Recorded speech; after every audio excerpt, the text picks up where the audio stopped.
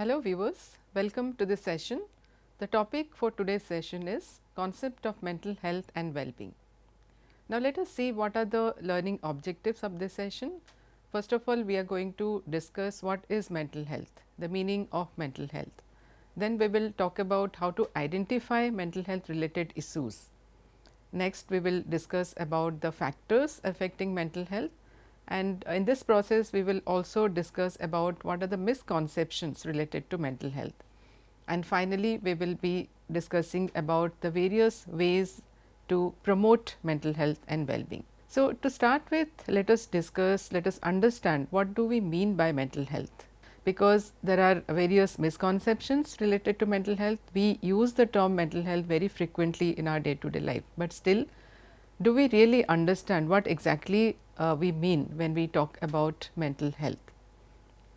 Now, before we go on to discuss about the meaning of mental health, let us see what is the definition of health given by the WHO, the World Health Organization. Now, WHO has defined health as a state of complete physical, mental and social well-being, and not merely the absence of disease or infirmity. So, when we see this particular definition, WHO says that it is a complete state of physical, mental and social well-being. Okay. Because usually when we talk about health, mostly we focus on physical health only. Okay. But this definition of health given by the WHO, it is focusing on a complete state of well-being, which includes not only physical health, but also mental and social well-being. And also it says that it is not merely the absence of disease or infirmity. Okay. So, that this means that it is not just the absence of disease. If any disease is not there, then or infirmity is not there, then we may not say that the person is having good physical health. Okay. So, similarly, when we talk about mental health, here also it is that it is not just the absence of any disorder or mental illness. Okay.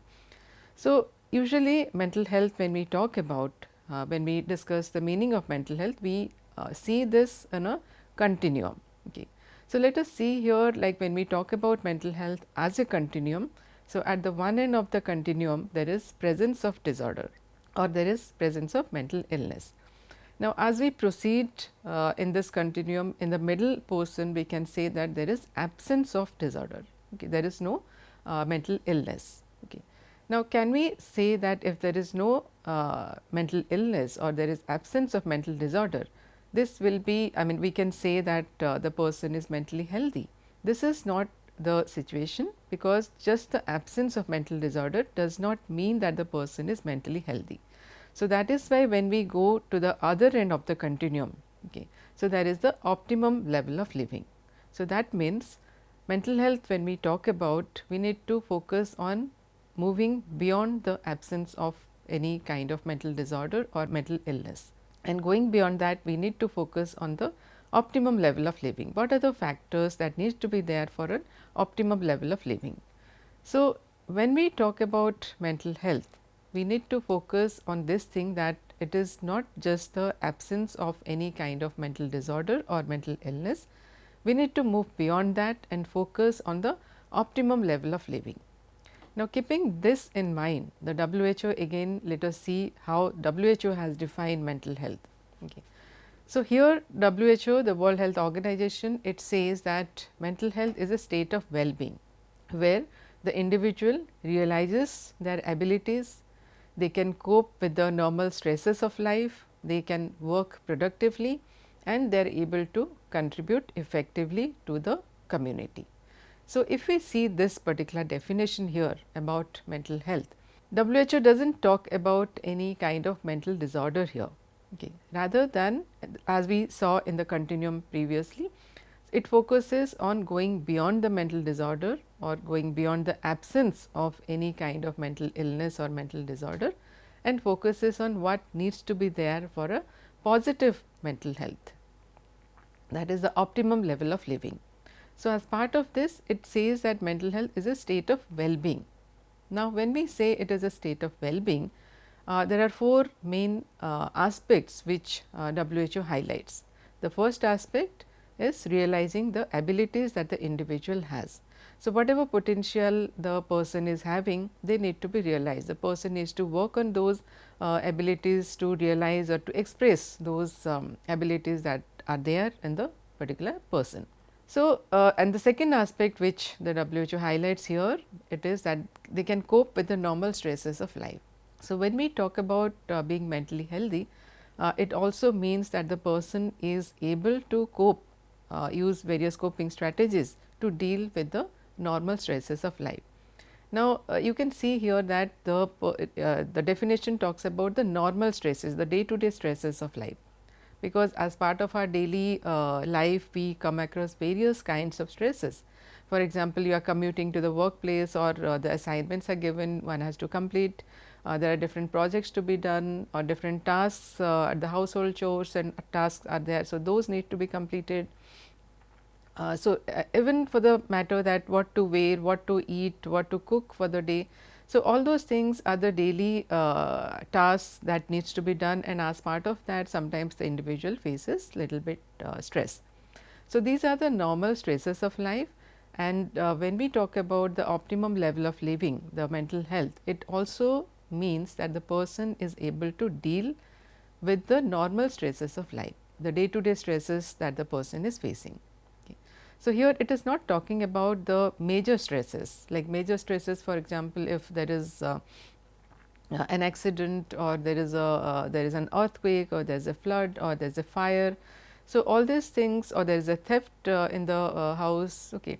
So, all these are major stresses. Okay. So, here when we talk about the mental health, the meaning of mental health, we do not talk about the major stresses that are faced by the individual, but here we are saying that the person mentally healthy means the person is able to deal or cope with the various normal or day to day stresses of life. Okay. The third aspect which the WHO highlights here in this definition is that the person is able to work productively. Now, working productively means the person is able to come out with certain outputs. Whatever work the person is doing, the end result is that the person is coming out with certain kind of output. So, there is a contribution, there is a productiveness. Okay. So, here it does not mean only that the person is at the workplace or the person is doing certain kind of job. Here the meaning here is that any kind of work, be at the work may be at the house, or it may be outside the house. So, whatever the work is there, the person is able to work productively. And the fourth aspect which this particular definition is highlighting is that the person is able to contribute effectively to the community. So, here it means that the person extends himself or herself and does something for the people around, for the community, or for the neighborhood. Okay. So, so when we see this particular definition, when we are trying to understand the meaning of mental health, the concept of mental health, here we can see that mental health is not just the absence of mental disorders, but it goes beyond that, and it talks about a state of positive mental health. It talks about a state of well-being, where the individual is able to express whatever abilities they have, they are able to cope with the normal stresses, the day to day stresses of life, they are able to work productively, and they are able to contribute effectively to the community. Now, we need to highlight this meaning of mental health, because generally we see that when we talk about mental health, people usually think in terms of the mental disorders. Okay. So, mental disorders we can say are a part of mental health, only one aspect of mental health. So, definitely we need to focus on the mental disorders and take steps to prevent those kind of mental disorders, and take steps for the treatment or intervention related to these kind of mental health disorders or illness. But apart from this, mental health also covers a state of well-being, okay, as we just now discussed. So, to extend this particular thing, we can see the dual continuum model given by Corey Keyes. Now, if you see this particular dual continuum model, earlier we were talking about the continuum model, where we proceeded from the presence of mental disorders to the absence of mental disorder, and then moving to the optimum level of living. Now, in this dual continuum model, as we are seeing here, the vertical line, it proceeds from poor mental health to good mental health, and the horizontal line, it proceeds from the mental illness to no mental illness. Okay. Now, the interesting thing here is that when you are seeing this particular diagram, two things you can highlight. When you see the upper portion, the left side, there is flourishing or thriving with illness. Okay. Because usually when we say that there is illness, mental illness, the person will not be able to function properly. Okay. But this particular intersection here, it is indicating that even if the person is having mental illness, there is a possibility that the person will be able to thrive or flourish in their life. And if you see the bottom portion, the right side, there is that languishing or surviving without illness. So, here there is no presence of mental illness or there are no mental disorders, but still the person is languishing or trying to survive. Okay. So, there is no flourishing, there is no optimum level of living. So, we need to focus on this. So, the point here that as I am trying to highlight is that even if the mental illness is there or there is no mental illness, okay, the either possibilities can be there. With illness, the person might not be able to lead a good life, or with illness, the person might be able to lead a good or flourishing life. Okay. Similarly, without illness, the person might be able to live a good life or might be like functioning in at a languishing state or trying to just survive only, okay, not reaching the optimum level of living. So, here the point is that there are various factors which impact how the person is coping with whatever the mental illness is there or not there. Okay. So, that is definitely important. So, we need to, when we are discussing about the concept of mental health, we need to keep in mind this dual continuum model, because there are various aspects that we need to focus on when we are talking about mental health. Now, very briefly I will just highlight here, because when we are talking about mental health, it is very important and we need to focus on this. And let me just share a few data here, like the WHO again has said that 1 in every 8 people in the world, they live with a mental disorder. And the common mental disorders, like for example, anxiety disorder or depressive disorders, they account for 40% of mental disorders.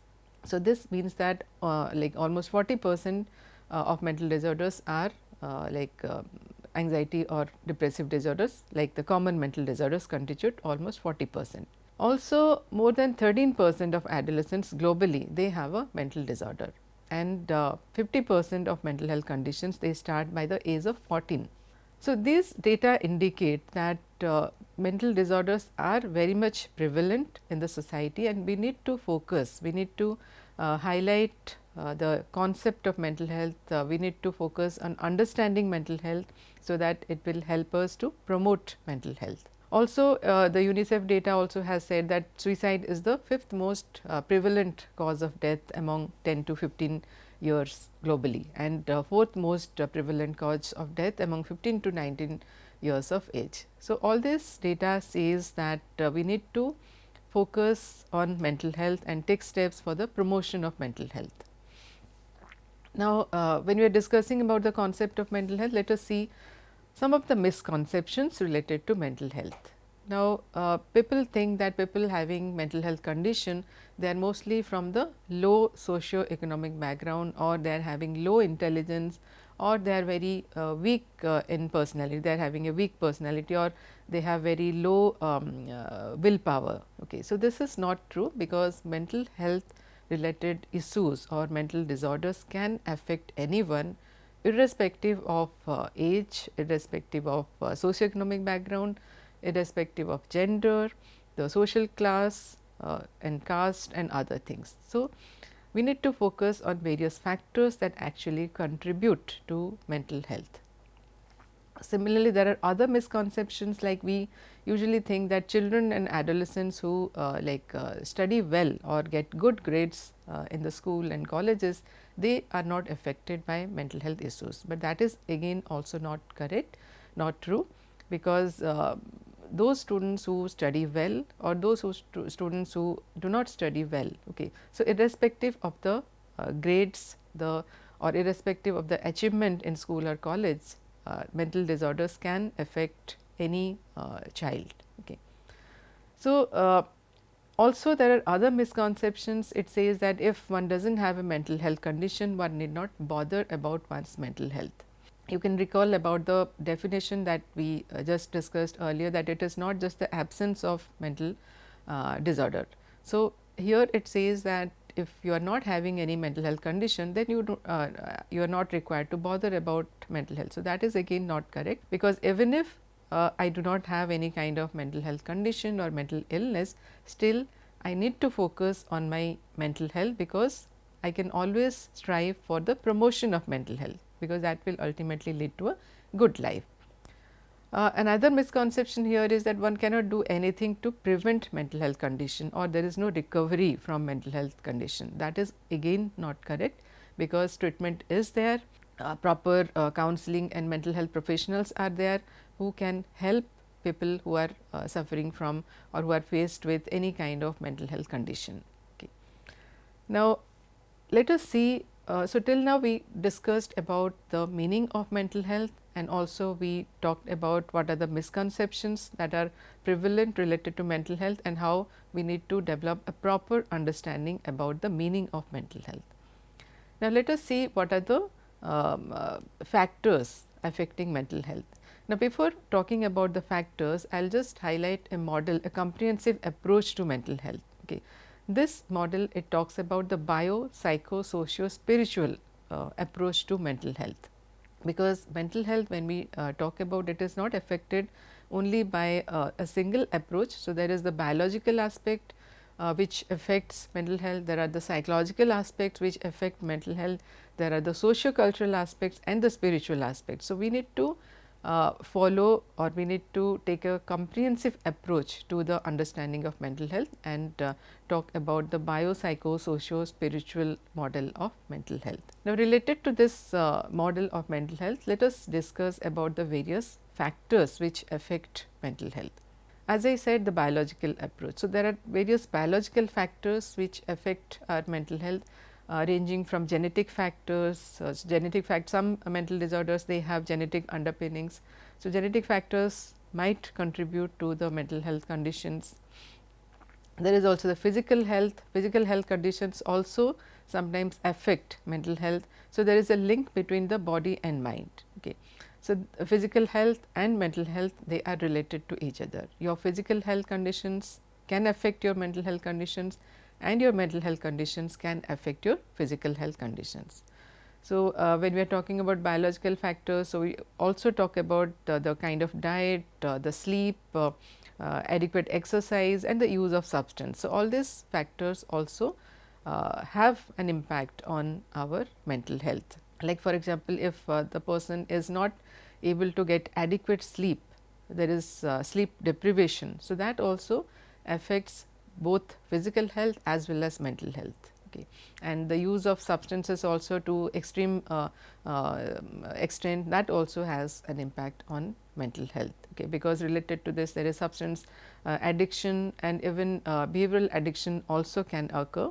So, these are the various biological factors which affect our mental health. Now, talking about the psychological factors or the person related factors. So, these are the factors which are related to the individual, like for example, the various kinds of thoughts that the person is having, like your belief system, the perception, the values or attitudes that you are having, that also might impact your mental health. For example, like if I talk about one particular thing like all or non thinking. Okay.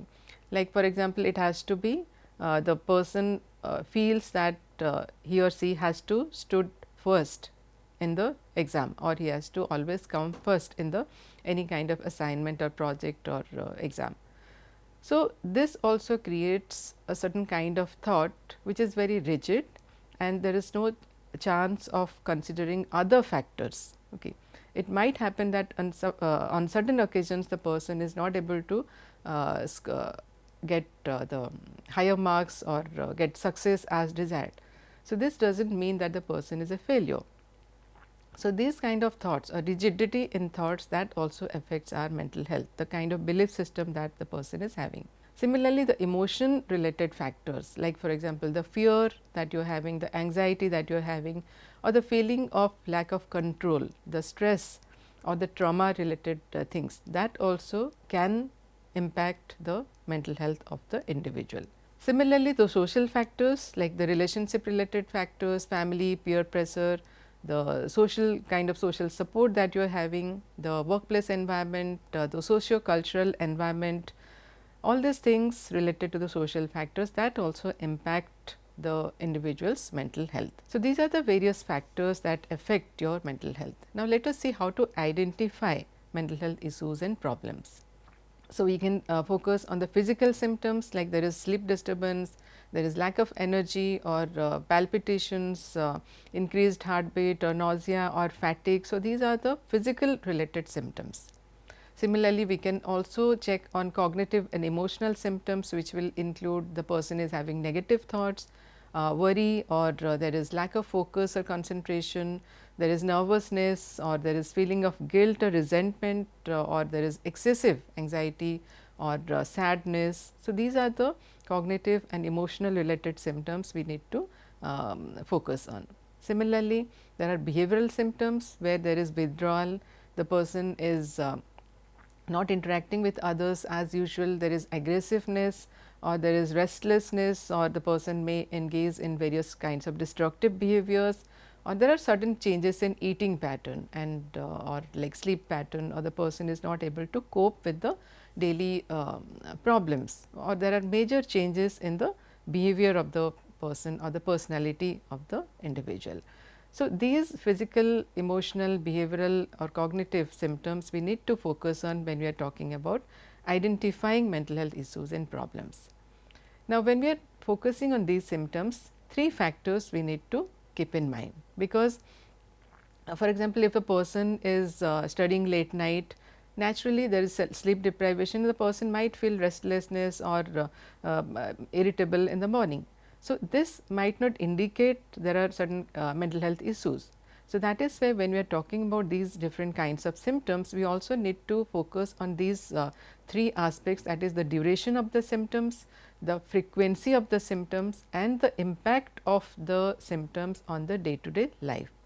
So, if we see that these signs of mental health issues, the duration is more, the frequency is more, and the severity is more, and it is impacting the person's day to day life or day to day functioning, then definitely it is a matter of concern, and we need to focus on how to deal with these kind of issues, and we can talk to different people around us, or we can take the help of mental health professionals. So, after discussing all this, how to identify mental health issues, let us focus now on enhancing mental health and well-being. Now, when we talk about how to enhance or how to promote mental health and well-being, we can take steps at the individual level. So, as an individual, what are the things I can do to promote my mental health and well-being? And there are certain things at the collective level which can be done, that is at the society level, at the neighborhood level, the community level, and there is also at the policy level. So, the institutional policy level, the government policy level. So, these are the different levels at the individual level, collective level and the policy level we can think about how to promote mental health. So, it highlights that there is a multi-sectoral approach to dealing with or for the promotion of mental health or the intervention that we carry out to deal with the mental health conditions. So, this multi-sectoral approach, it includes self-care. There is a life course approach also, like we focus on carrying out different kinds of interventions at different developmental stages, right from the beginning, the childhood stage till the old age. There are digital interventions also, like we can make use of various apps for our promotion of mental health. There are informal support also, like our peer group, our friends, our colleagues at the workplace, or our family members, or our neighborhood. So, these are the sources which can provide informal support, and there are also community based mental health services, different kinds of NGOs who reach out to us and then extend help for the promotion of mental health. And along with this, there are organization policy. At the level of organization also, we can talk about formulating policy which can aim at the promotion of mental health. Okay. And of course, the government of India has brought the Mental Health Care Act 2017, which takes care of the various kinds of mental health needs. So, what are the different things that we can do for the promotion of mental health and well-being? One main thing here is that we need to respond rather than react, because when you are talking about any kind of situation, here there is an activating event and that results in a consequence, but in between, what are our belief systems, what are our attitudes, that decides how do we respond. So, we need to also learn and use different strategies to manage stress, and we need to manage our emotions in oneself and in other people also. Now, here I would just like to highlight the Indian thought approach when we are talking about mental health. The Indian thought approach talks about the Panchakosa theory, where we talk about Annamaya Kosa, Pranamaya Kosa, Manomaya Kosa, Vijnanamaya Kosa and Anandamaya Kosa. So, if we focus on these 5 different kosas, it takes care of our physical health, mental health, social health and spiritual health also. So, at the end here, I would just highlight is that when we are talking about mental health and well-being, the promotion of mental health and well-being, we can focus on these 5 mantras, that is eat well, sleep well, exercise well. These will take care of your physical health. Think well, that is it takes the kind of thoughts that we are having. Okay. So, that takes care of our cognitive well-being, emotional well-being and connect well. So, it takes care of our social well-being as well as the spiritual well-being. So, to conclude, mental health is emphasized as a goal in the Sustainable Development Goals. It highlights the importance of mental health and actions to enhance mental health among people. So, mental health problems exist along a continuum, and we need to remember that mental health is a unique product of one's social and environmental influences along with their genetic and biological predisposition. So, friends, we need to definitely remember that mental health is a fundamental human right, and we need to take care of our own mental health and take care of mental health of others around us. So, thank you and keep learning.